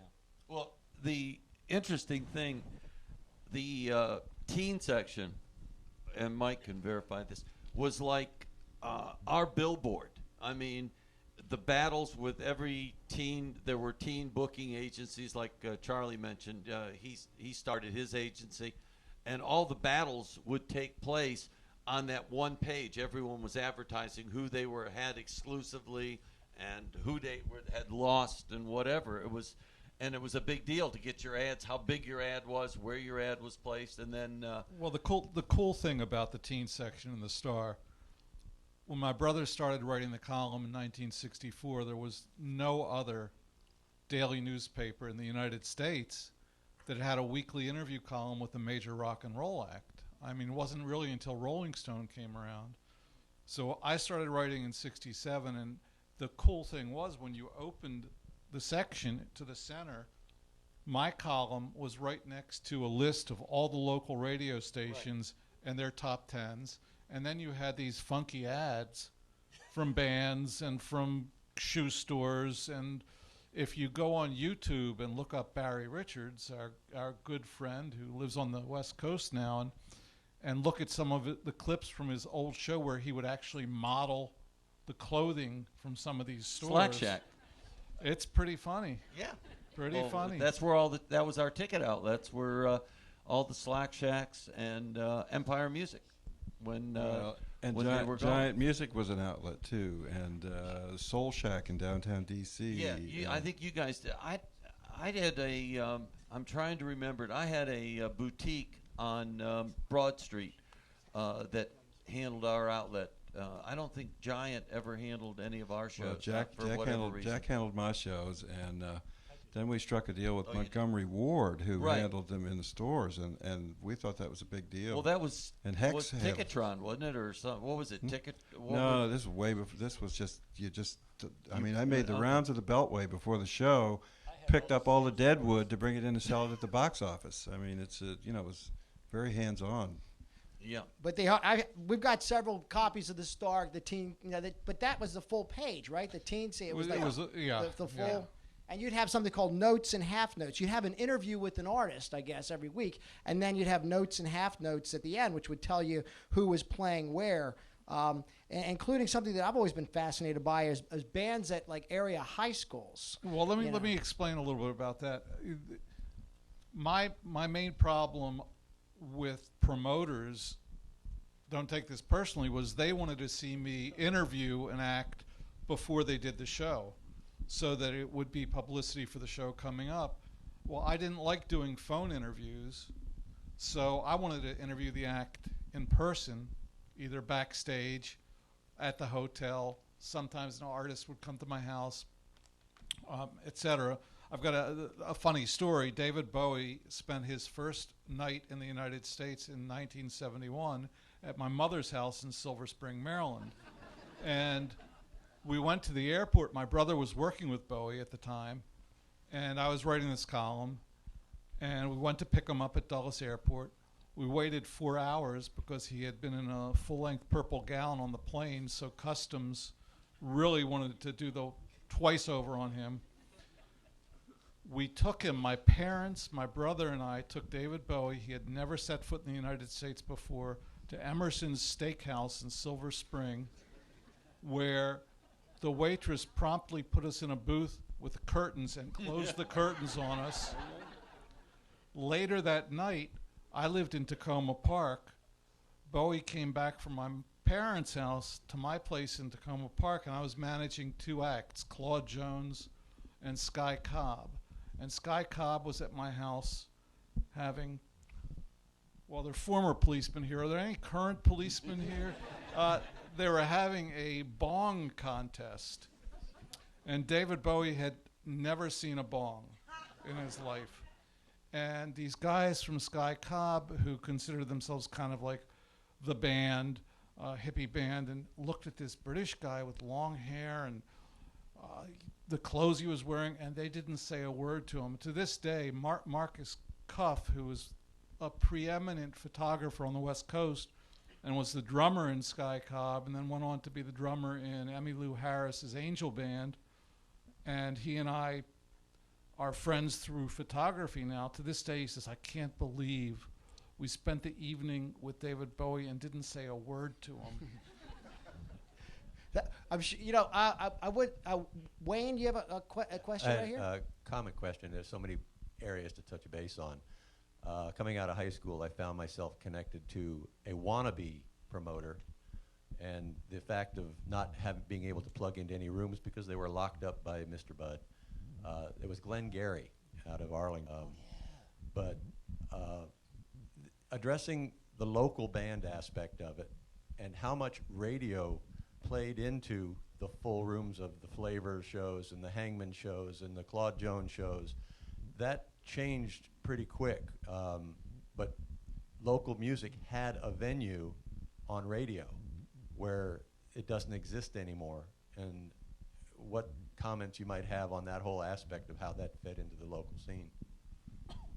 Gosh, the fact is then, and I can say from the Claude Jones thing, we decided our music was for the people. So we put out an EP. It had 5 songs.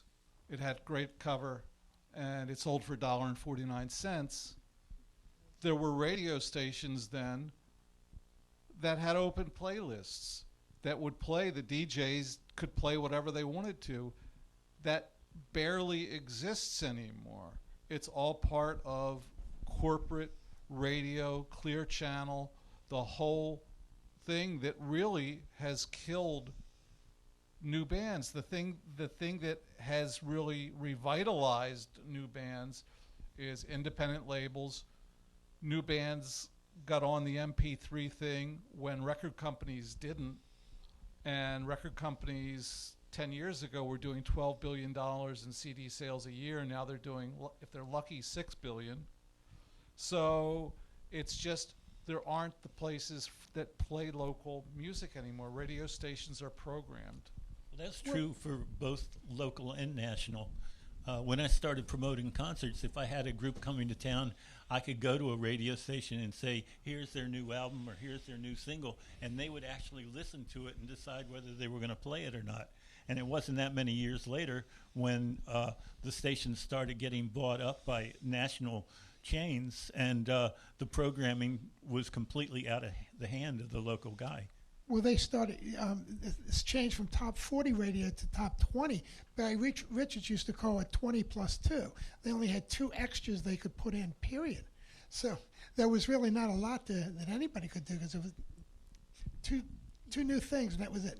But I guess this you're mentioning about the local bands, and I've got a question over here, but I'd like to just hear from who are some of the other bands. You can just shout out the bands you played with. Who?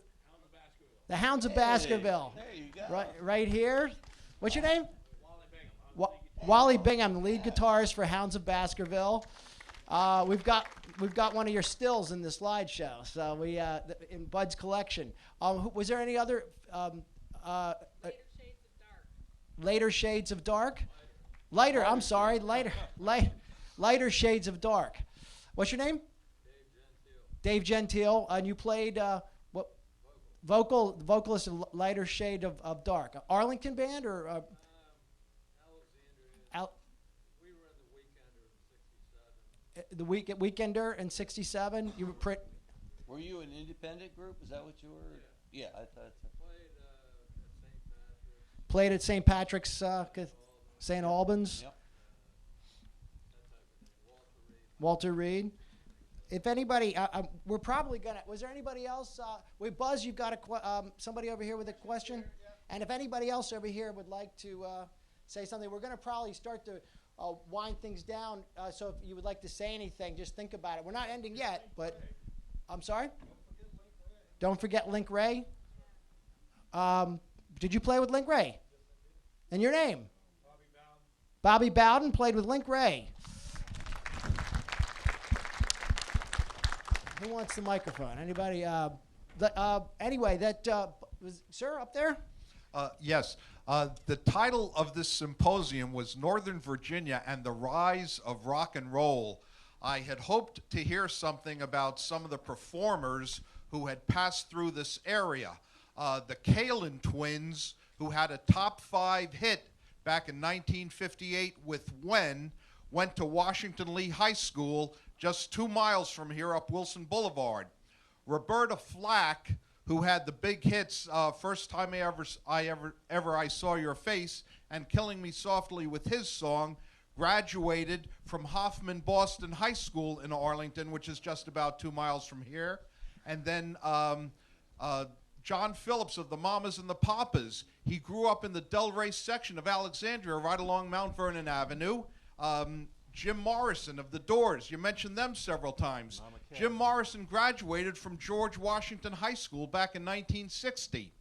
I had also hoped you would say a little more about WEAM Radio 1390 AM, right here in Arlington, the first 24-hour rock and roll station in Washington, in the Washington area, beginning back in 1958. I'd like to mention 3 of the DJs who passed through there. One was Bob Parkinson. He married a woman named Diane Parkinson, who had that big affair with the guy on The Price is Right, Bob Barker, okay? There was a guy named Richard Shear on WEAM. He ended up moving to Baltimore, went on TV, and he did a Baltimore show on WEAM. People are talking. Right. That's it. Richard Scher. Okay. I love that show. Back in 1978, the co-host with him was Oprah Winfrey. See, Winfrey, we know. right. We know it. Yeah. Okay. All right. Last one. Ricky Hart on WEAM, 1961, 1962. Okay. We're waiting for your point. Okay. Here's the problem. Okay. You're predating us. If you It says the rise of rock and roll. The rise of rock and roll. The rise. We're talking about 1960. I think the Kalin twins were what, 55, 58? Well, all right, you're so good. And I've got that original demo. It's Decca and Pink was the demo. Okay, can I just right. Who's you're the right. DJ who was on in the late '50s, whose name escapes me, that you would listen to? He played all the R&B songs as well. You know, that were beginning to and Elvis, before Elvis went to RCA Records. Who is that disc jockey? Don Dillard. Jay Perry, exactly right. That's exactly who it was. Well, there was a Thank you for that. There was a disc jockey on Weem. His name was Ricky Hart. His real name, which some of you may remember, there was a movie made about him. He was a disc jockey in Vietnam. Robin Williams played him in the movie Good Morning Vietnam. Well, Adrian Cronauer. He was on WEAM in Arlington. As long as we're talking about real names of disc jockeys, and we've bandied Barry Richards' name around quite a bit, you may not know that his real name is Bernard Dick, but he didn't feel that he could be on radio with that name, so he changed Dick to Richards. And one more thing, if I might, Jeff. I find this unbelievable, but Florence Ballard was kicked out of the Supremes back in 1967. 1 year later, she was performing at Swanson Junior High School in Arlington, Virginia, right on Washington Boulevard. How do you go from being in the Supremes to performing at Swanson Junior High School? Well, you just said it. You're out of the Supremes. Where are you going to be performing? Creative booking. And again, and also that does intrigue me is the high school shows. Did the Kinks play George Marshall High School? Marshall High School. The opening band. Okay, so the Kinks did play George Marshall High School. Where is that again? It's up in Falls Church. Falls Church. Okay. Buzz. Okay, we have another question. Art, right here. Can we hear more about the legendary run of shows at the Falls Church Community Center? Actually, yeah. Can we talk about some of the shows? What do you want to know? Just who booked these shows? It was an amazing run of things like the Stooges, the Doobie Brothers, Dust. Well, the thing is, the more amazing thing was, well, there's a couple things. Brownsville Station is the first time we booked them, they did 39 people in the place. Yeah, I have the poster. And we brought it back. We brought them back word of mouth. They sold out, and they continued actually to be fairly big here. The Stooges, the classic story of the Stooges is not Falls Church, but it's actually Wheaton Youth Center. We did them in Wheaton, and not knowing exactly what Iggy was up to. And you got to remember, these were, I think, mentioned, Teddy said this, his audience was 14 to 16, maybe 17-year-olds. And when Iggy came out, he tore off his shirt, he had cutoffs on, and I know he was wearing red underwear because he took a jar of peanut butter and opened it and proceeded to shove peanut butter down his shorts, you want to call them his briefs underneath that. Sharon, what was Sharon's last name? Remember? Ellis. Sharon L. No, from no, the Wheaton Youth Center. yeah, Sharon Ward. Sharon I Ward. think. Sharon Ward. Sharon Ellis. Ward. Sharon Ward, who was the director. I still remember. She almost had a heart attack.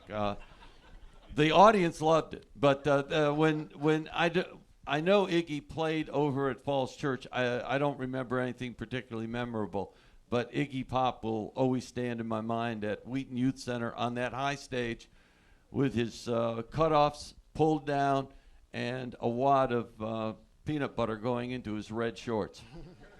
Did that help you out? Art, I guess Art. If you can get a visual on that, you're in good shape. So Art, you used to go to those shows, right? At the. Yeah. We did Bob Seger.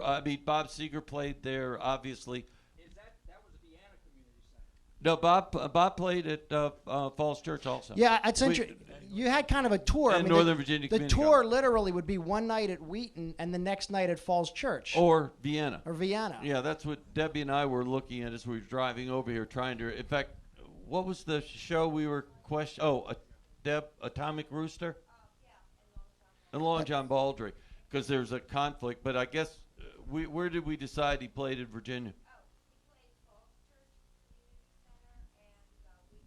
Okay. Did you hear that? Who was that again? Long John Baldry. Played Falls Church Community Center and the Wheaton Youth Community Center. I think we're gonna a few things. We are gonna show. I think up here. I don't know if you can see. We're gonna show these slides and show some images. That's the Alexandria roller rink. I want to thank. Up there before that was the flyer for this, and I want to thank Jan Keskinen for designing the flyer. I think she did a terrific job. I greatly appreciate that. And also, and I will say, what we're there's a series of photos of the Alexandria roller rink we'll show, so you can see that, as well as also interiors of the roller rink. And we'll do that in a moment. I think there's time for two more questions. Greg, what?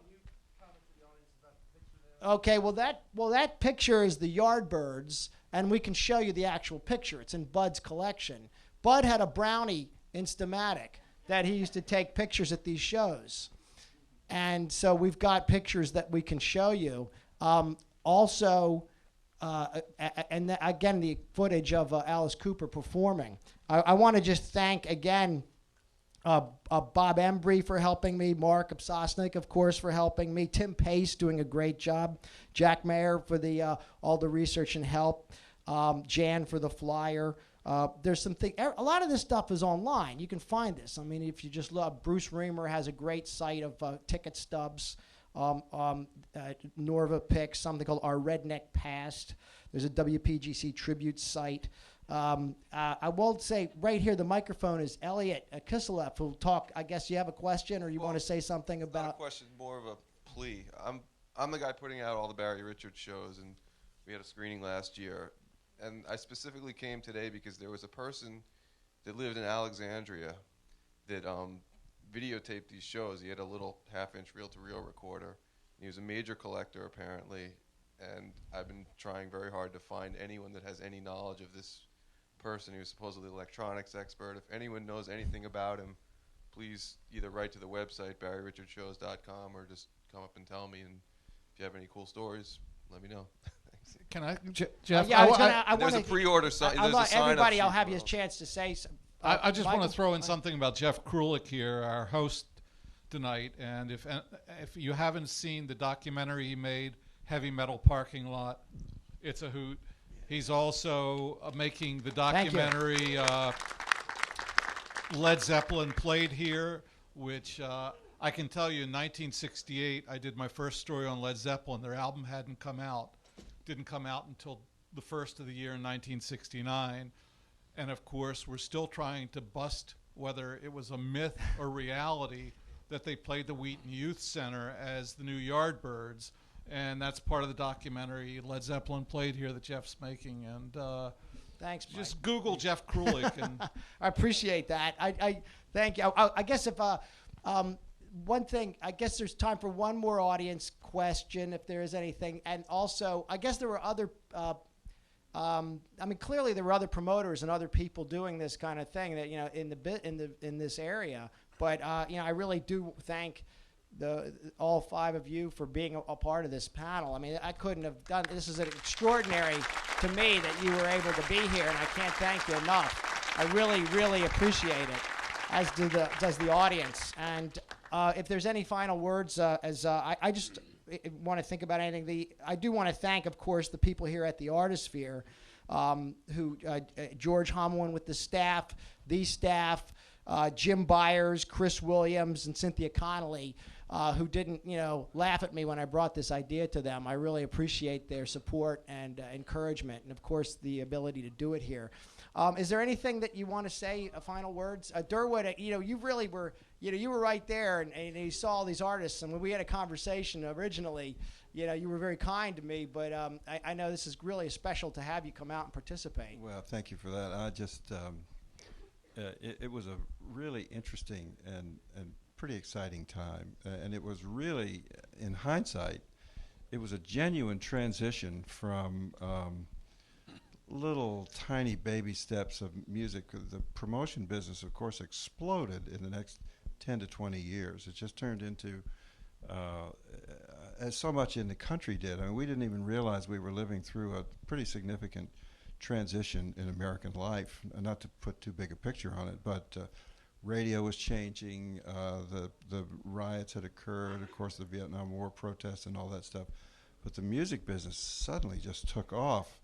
And I guess the biggest motor behind that was the building of these big buildings around the country where these big acts could play and make all this money, and it just changed everything. And a lot of folks had it's amazing. The transformation just endlessly fascinates Right. me, and you all had a front row seat right there at this.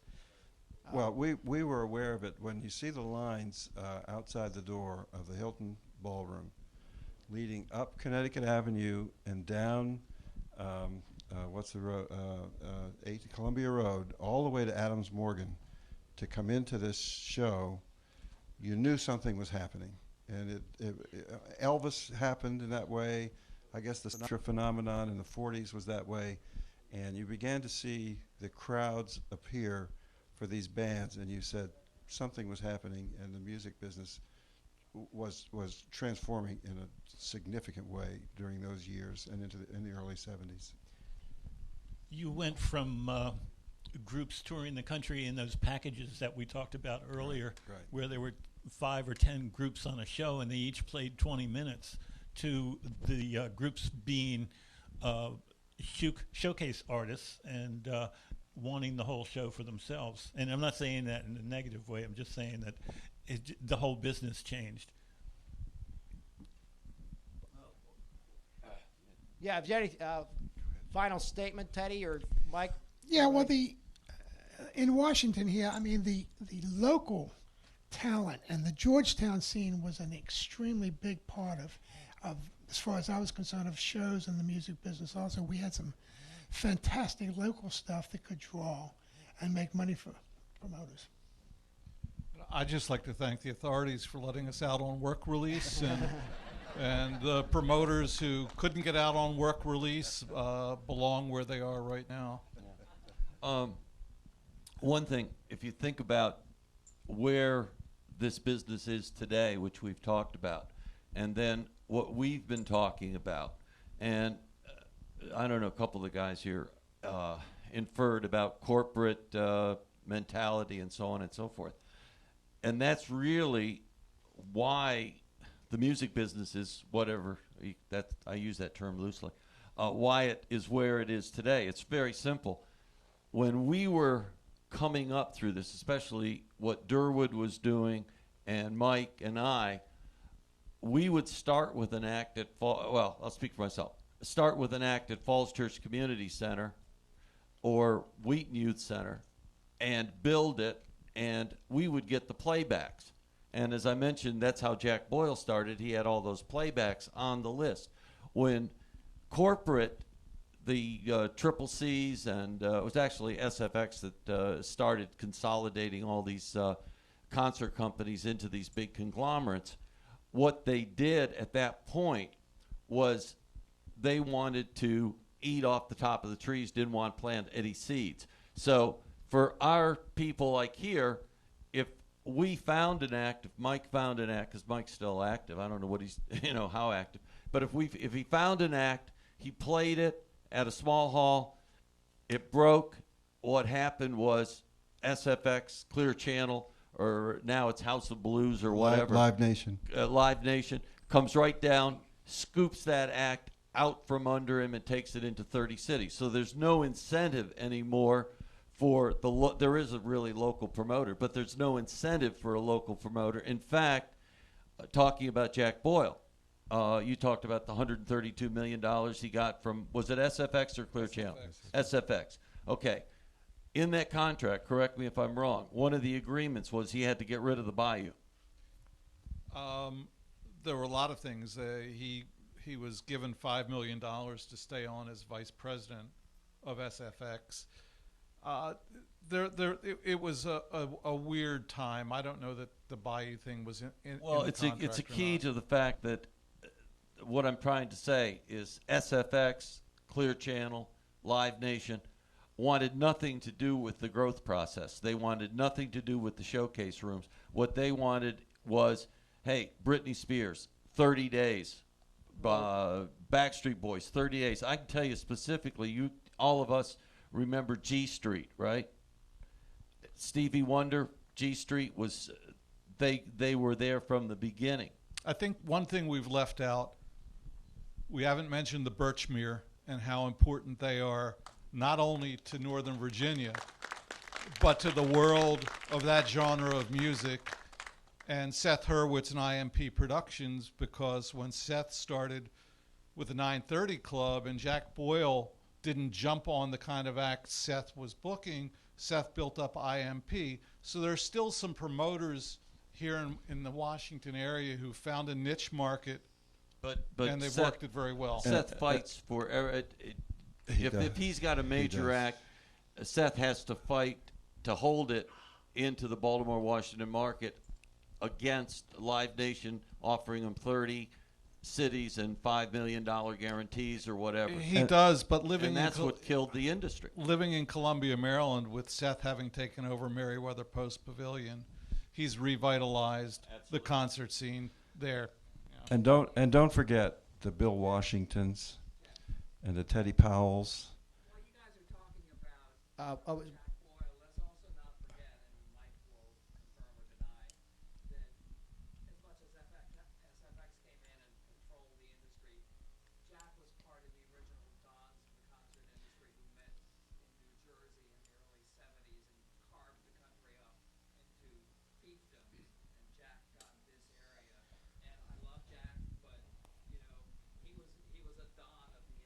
Richard, well, it's always been one of the great questions. The only reason I think the Justice Department did not come after the antitrust issues is because the business, relatively speaking, to IBM and all the others, was not big enough for them to spend their time on, and that's why they were able to do that. That's my belief. But still, Jack Boyle and the other major promoters, if you look at their history, they were developing acts. They were taking small acts. Huh? This is like Jack Boyle. Well, I'm saying anyway, Ronnie Delsner, Jack Boyle, you can Bill Graham. You go through any of those guys. They had their territories, but they earned their territories. Today, it's a fact of money. That's all it is. These acts are playing. If somebody came along and offered more money than Live Nation, you don't think that act would take that tour and dump Live Nation in a minute? No.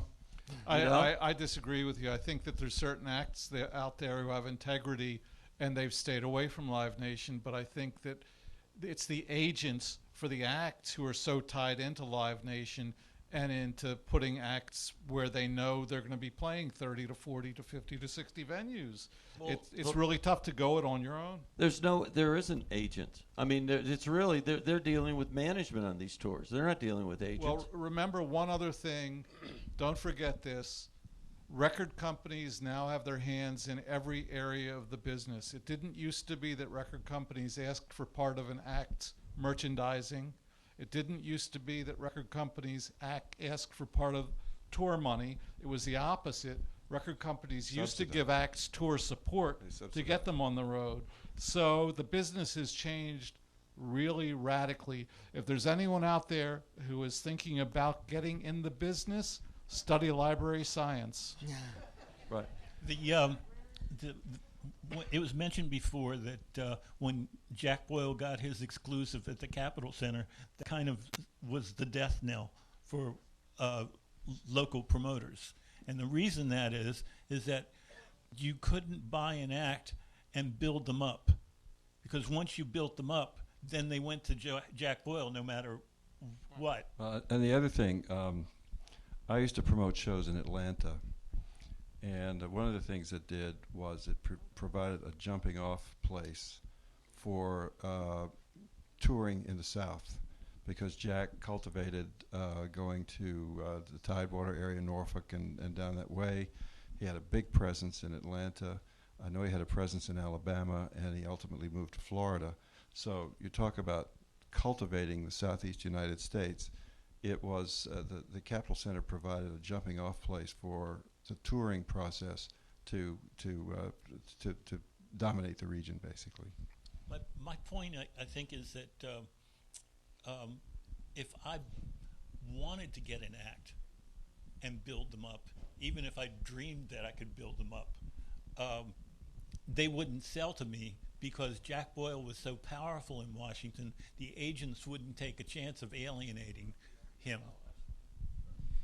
I think, yeah, I mean, this is really it's been a great source of oral history, which is really what I was hoping to do here. And again, I thank you all for being a part of this panel. I know that we, the Artisphere has been real kind and letting us have the space as long as we want. We'll still stick around. I certainly want to show more of the images that I've collected, some of which are showing up here now. The Yardbirds at the Alexandria roller rink. And it's fascinating to me looking at the rink. The stage was 10 feet? 12 feet? 12 feet long. So we can actually, but I think what we'll do now also is show the footage of Alice Cooper, if you want to show the DVD. And I guess at that point, but I do want to, at this point, we'll break from the panel, and I do want to thank you all once again for being a part of this really special day. Thank you, Jay.